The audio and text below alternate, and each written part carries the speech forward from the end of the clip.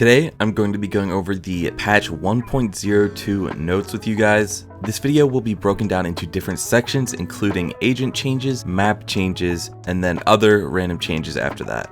So first up, the biggest change that a lot of people are looking forward to is the fact that ranked is actually going to be out with this patch. With that, there are changes to the previous ranked icons, as well as a new name for the top rank.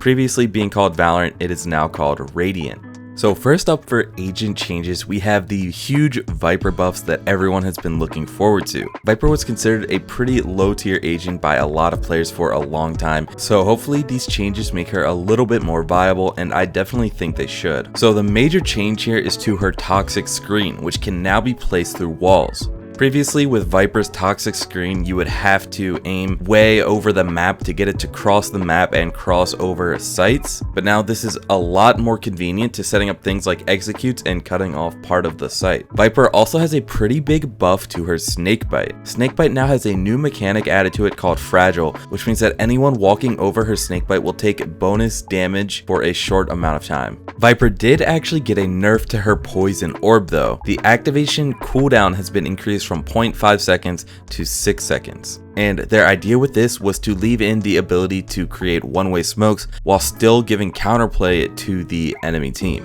Jett and Reyna both got very similar buffs for when they kill Phoenix during his run it back. Jett's Blade Storm will now refresh when she kills Phoenix during his run it back, and Reyna can now get soul orbs from Phoenix during his run it back. Nothing too crazy, but a decent quality of life change. For Cypher, there are a few bug fixes involving his camera, including an issue where his camera was blocking the spike from being diffused, and an issue where his camera could be placed inside the closed teleporter doors on bind. Finally, there are some adjustments to smokes from all agents, decreasing both the blind fall off value and the nearsighted intensity. They said their idea with this is to allow pushing through smoke to still be a risky, but this time more reasonable play. So moving on to map updates, there are a lot of changes to each map that involve those 50-50 angles. First off, for Haven, there's changes to garage doors, the entrance to C long on the attacker side, changes in the A lobby as well, changes to C link, A link, and the entrance to A sewer and the bottom of A sewer. On Ascent, there are changes to the defender spawn entrance, the attacking side of A main, and the garden entrance. On Bind, we have changes at showers and the exit of the B teleporter. And finally for Split, there's only one change, and it is in the defender spawn. And their idea with this is to reduce the amount of locations that require ability usage, thorough angle checking, or teamwork to clear safely. These changes allow individual players to push forward and try and take map control,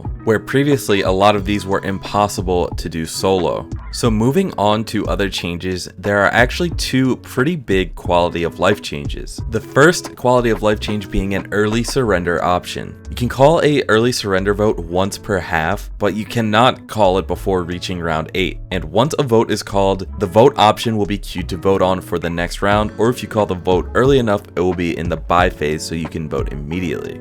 A pretty nice addition, especially with ranked coming out here very soon. The other pretty big change is to tagging. Tagging is when you're slowed down after being shot by an enemy. So the effect of tagging on movement speed hasn't been reduced in general. The tagging movement speed reduction has been reduced from 80% to 70%, and the tagging movement speed reduction through walls has been reduced from 35% to 25%. They also increased the time it takes to reach the desired slow amount when tagged by 100%. Basically, their whole idea with this is to allow you to get to safety if you are already close to being behind cover. If you are caught completely in the open, you are still probably dead, but now in situations where you are crossing a gap, for example, and you get tagged right before you are about to get behind cover, you can actually make it behind that wall now. Personally, I think this is a really great change, as the tagging effect was just a little too punishing with how many walls can be shot through in this game. Finally, rounding out these patch notes, there are a bunch of general performance increases, so hopefully everyone will be getting higher FPS now. And there are also a bunch of general bug fixes, which is mostly random crashes or random bugs involving the spike. The main bug fix I think most people will be interested in is that you can actually now use the toggle walk setting again.